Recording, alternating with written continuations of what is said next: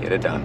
So this is the chatterbait that we're using. Straight up chatterbait, black and blue, original, with the rage tail swimmer on the back. And then this is the F4. The F4 was actually developed for this specific lake when I started fishing it.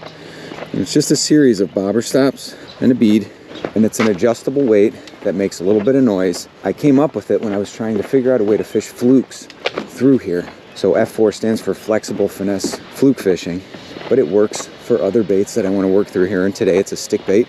I'll link to the kind of stick bait below because it's one of my favorites. And we're gonna get bit today. What's up, buddy? Morning.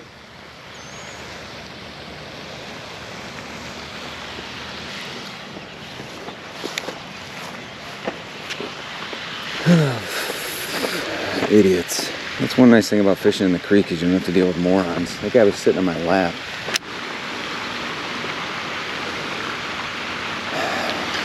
Deep breath. Now over here we got some bait fish up real shallow. So there's a chance that we got some bass hanging out behind them. Tons of panfish right here. There's gotta be bass hanging out behind them.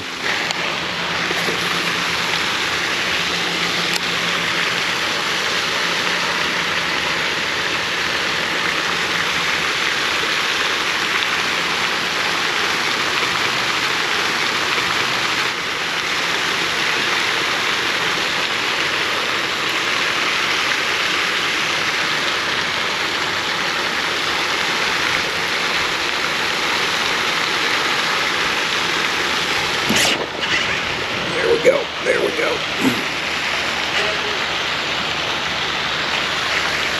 Somebody's buried, man. He's buried.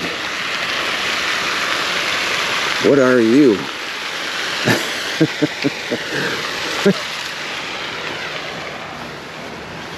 That's a healthy one. That's a beauty of a 2-pounder with salad on the side. You're gonna make me get my hemostats out. That's the kind of fish we get in this lake, and that's why I developed that rig, is for 2, 3, 4 pounders just like that. All right, it's been about 20 minutes. We got our first 2-pounder here right out by that fountain on the F4. It's a good rig. It works in this type of junk. I mean, I don't know if you can see it in the water right there, but it's just thick. It's thick with muck. So let's get this fella back and get another one.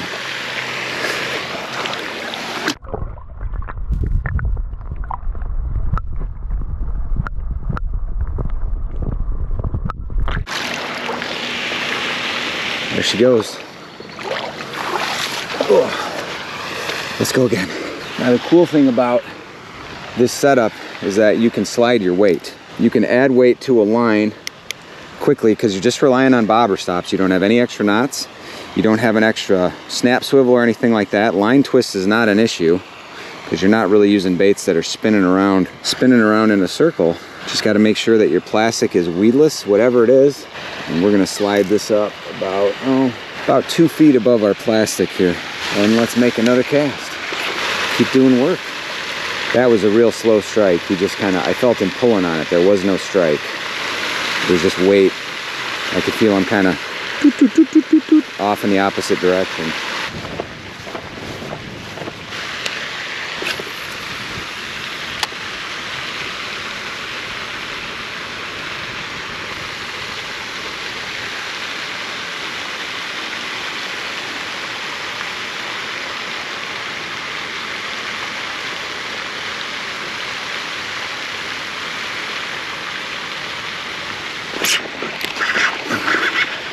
Spin my braid around.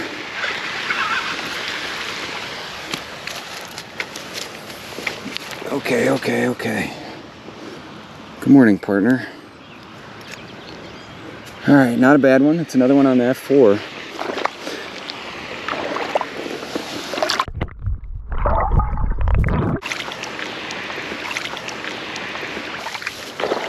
That's good.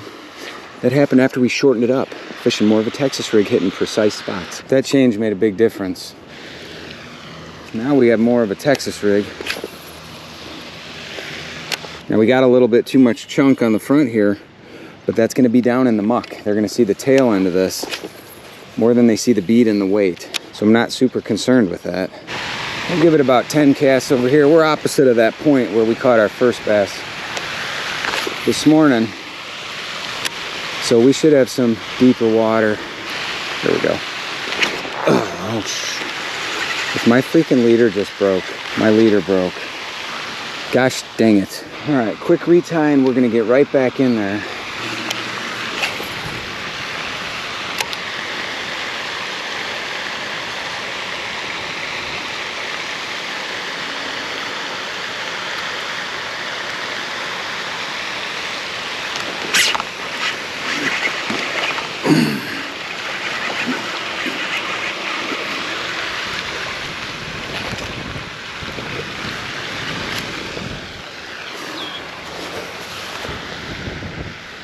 Hey buddy, thank you. That's 1.25 pounds. Good little chunk. We couldn't give up that easy, could we? It's another healthy bass on the F4. Let's get a good release.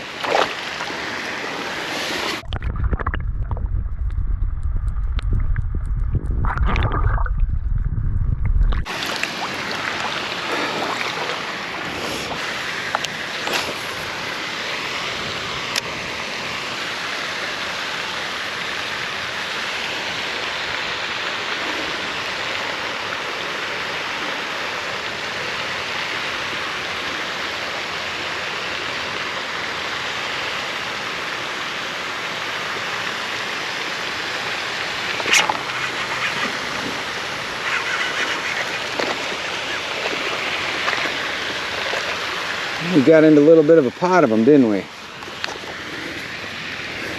Him's just a whittle guy.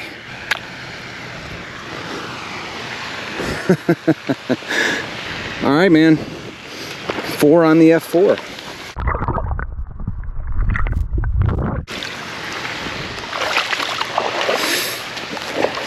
She's working today.